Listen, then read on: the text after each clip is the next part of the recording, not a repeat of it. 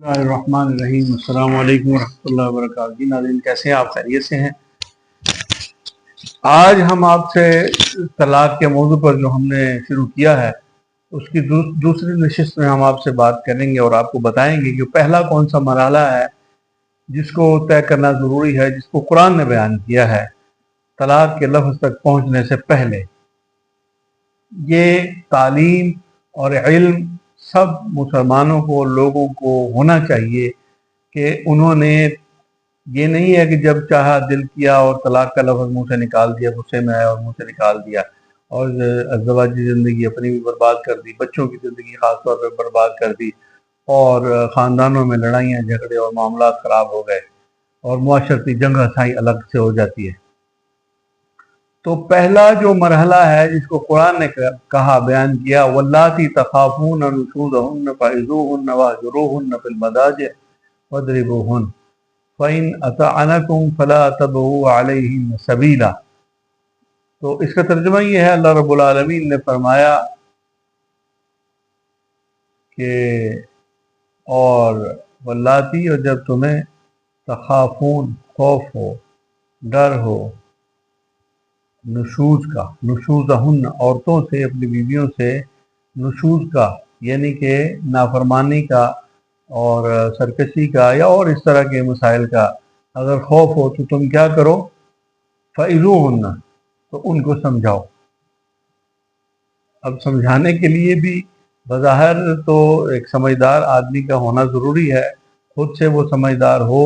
جو وہ سمجھائے، لیکن وہ سمجھانا بھی یہاں پہ وہ ہے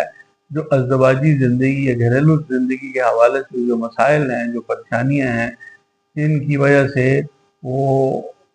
آپس میں ناچاکی ہوتی ہے یا لڑائی جھگڑا ہوتا ہے، جو اختلافات پیدا ہوتے ہیں، تو وہ مسائل کو مرد اپنی بیوی سے بیٹھ کر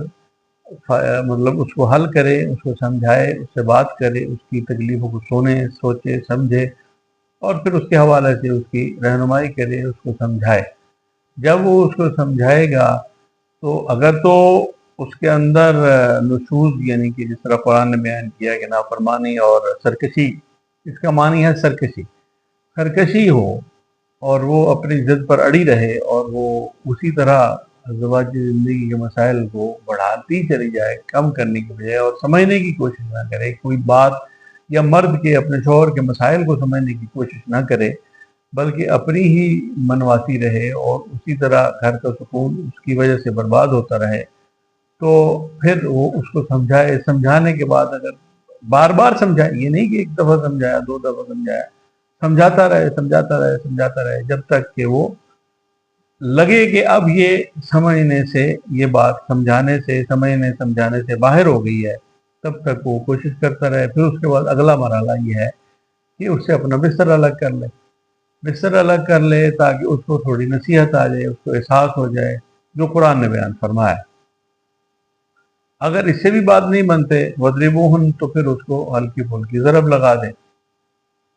تو اگر اس سے بھی بات آگے نکل جائے گی تو پھر اگلا مرحلہ ہے۔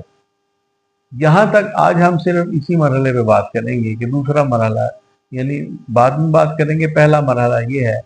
پھر آگے قرآن نے کہا فَإِنْ أَطَعْنَكُمْ، اگر وہ تمہاری اطاعت کر لیں، فرمانبرداری اختیار کر لیں اور نافرمانی سے باز آ جائیں، سرکشی سے باز آ جائیں اور گھریلو جو زندگی کے اندر فقدان امن و سکون کا ہے، پیار محبت کا ہے، ورنہ ویسے تو اللہ تعالیٰ نے یہ رشتہ ہی ایسا بنایا ہے کہ جتنا مرضی معاملات خراب ہو جائیں، اگر انسان چاہے، کوشش کرے تو ان معاملات کو سمیٹا جا سکتا ہے اور ایک حل کی طرف آیا جا سکتا ہے۔ اور ازدواجی رشتہ اس قسم کا ہے کہ مرد و عورت کا کہ اس میں انسان جیسی کیسے بھی کیفیت میں ہو، وہ ایک دوسرے کے قریب جب آتے ہیں تو ان کی وہ ناراضگی کافی حد تک دور ہو جاتی ہے۔ پھر اگر اس کو بات چیت سے مسئلہ حل ہو جاتا ہے اور وہ عورت فرمانبرداری پہ آ جاتی ہے، تابعداری کرنے لگ جاتی ہے، فَلَا تَبْغُوا عَلَيْهِنَّ سَبِيلًا، تو اللہ فرماتا ہے کہ پھر کوئی بہانے نہ، مرد کو بھی اب مرد کو اعلان کیا جا رہا ہے کہ بھئی اگر عورت فرمانبرداری اختیار کر لیتی ہے، وہ جو نشوز اور اعراض اور سرکشی پہ وہ آمادہ تھی پہلے، وہ ان تمام باتوں کے بعد اس جگہ پہ آ گئی ہے جہاں پہ وہ آپ کی فرمانبرداری اختیار کر رہی ہے، تو آپ پھر اس پر بہانے نہ بنائیں. کوئی ایسے یعنی مرد پھر بہانے تلاش نہ کرے یا تراشے کہ لو جی اس میں یہ ہے اور وہ ہے، بلکہ فلا تبغوا علیہن سبیلا، بلکہ وہ اس کو بہانے تلاش کرنے کی بجائے پھر اس کی جو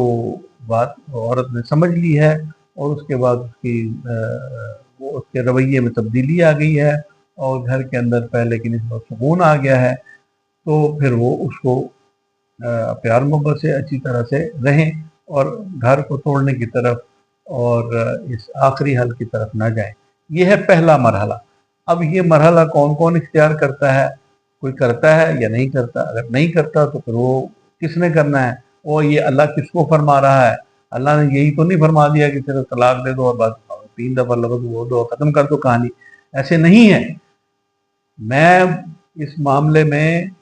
الحمدللہ شرح صدر رکھتا ہوں اور اس پورے یقین اور تیقن کے ساتھ اور پورے اعتماد اور یقین کے ساتھ آپ کو بتا سکتا ہوں کہ یہ مسئلہ ایسے نہیں ہے جس طرح سمجھا گیا ہے یا اس معاشرے میں رائج ہو گیا ہے. اور اس کے جو ذمہ دار ہیں ان کو تھوڑا اپنے نرمی سے، محبت سے، پیار سے، سکون سے اور ٹھنڈے دماغ سے خالی ذہن ہو کر ان چیزوں کو غور کرنے کی ضرورت ہے کہ جو اللہ نے باقی آیتیں نازل فرمائی ہیں، ایک ایک آیت میں حکمتیں ہیں، اسرار ہیں، راز ہیں، ان کو کس نے پڑھنا ہے، اس پر کس نے عمل کرنا ہے. یہ پہلا مرحلہ ہے، اس کو طے کرنا ضروری ہے. یہ طے کریں گے، پہلا سٹیپ رکھیں گے، پہلا مرحلہ طے کریں گے تو اب دوسرے مرحلے کی طرف آئیں گے. تو انشاءاللہ دوسرا مرحلہ اگلی گفتگو میں آپ کو بتائیں گے. السلام وآخر دعوانا الحمدللہ رب العالمین.